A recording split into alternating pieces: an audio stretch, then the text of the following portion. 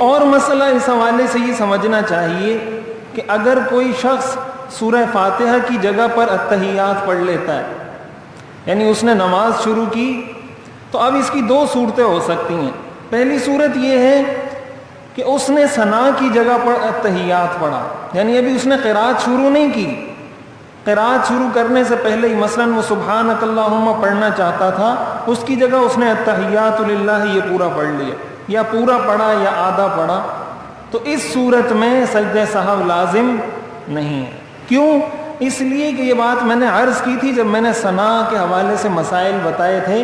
کہ حضور علیہ الصلاۃ والسلام سے نماز کے شروع میں فاتحہ سے پہلے جو کلمات پڑھے جاتے ہیں یہ مختلف کلمات منقول ہیں،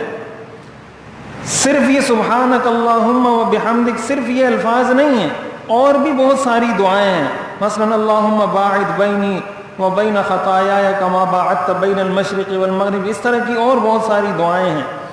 تو حضور علیہ الصلاۃ والسلام نے اور دعائیں بھی اس وقت پڑھی ہیں۔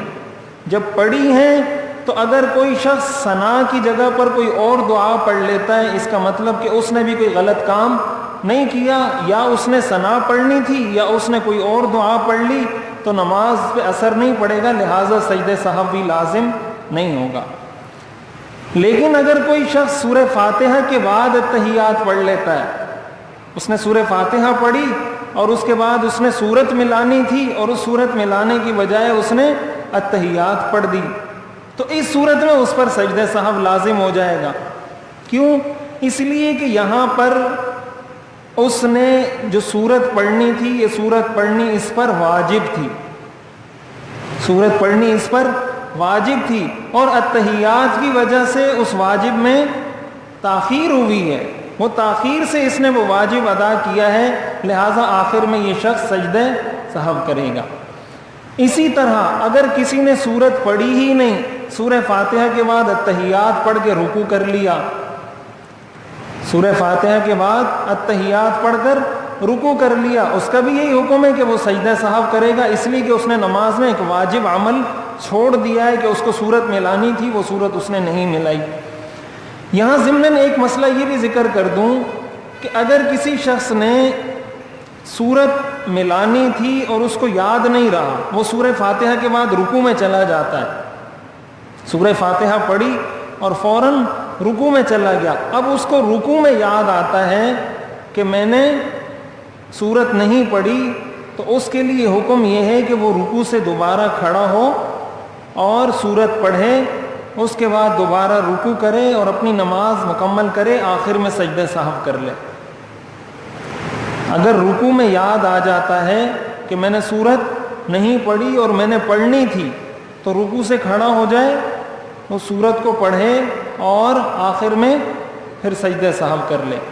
لیکن وتر میں اگر کسی نے دعائے قنوت نہیں پڑھی اور وہ رکوع میں چلا جاتا ہے اور اس کو رکوع میں یاد آتا ہے، تو وہ اب رکوع سے کھڑا نہیں ہوگا، وہ رکوع سے کھڑا نہیں ہوگا، بلکہ اب وہ اپنی نماز جاری رکھے گا، آخر میں سجدہ سہو کرے گا۔ تو یہ فرق ہے کہ اگر سورت رہ گئی ہو، رکوع میں یاد آیا ہو تو کھڑا ہونا پڑے گا، اور اگر دعائے قنوت رہ گئی ہو، رکوع میں یاد آیا تو اب دوبارہ کھڑا نہیں ہوگا، آخر میں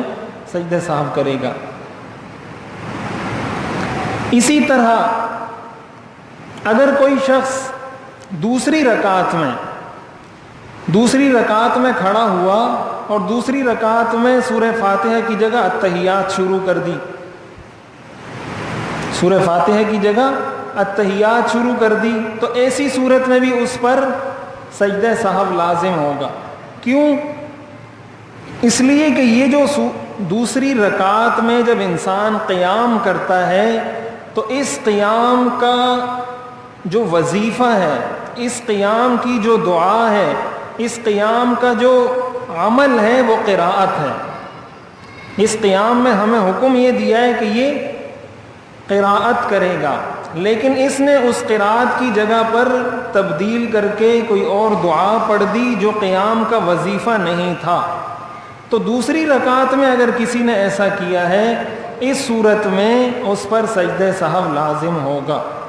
تو پہلی رکعت میں نے عرض کیا کہ اگر ثنا کی جگہ پر کسی نے پڑھا ہے تو سجدہ سہو لازم نہیں ہوگا. لیکن اگر الحمدللہ کی جگہ پہ پڑھ لیا یا سورت کی جگہ پہ پڑھ لیا, ایسی صورت میں اس پر سجدہ سہو لازم ہوگا. دوسری رکعت میں بہر صورت اس پر سجدہ سہو لازم ہے. دوسری رکعت میں کھڑے ہونے کے بعد چاہے فاتحہ سے پہلے پڑھا ہو, چاہے فاتحہ کے بعد پڑھا ہو, چاہے سورت کے بعد پڑھا ہو, کسی بھی صورت میں پڑھا ہو, اس پر سجدہ سہو لازم ہوگا.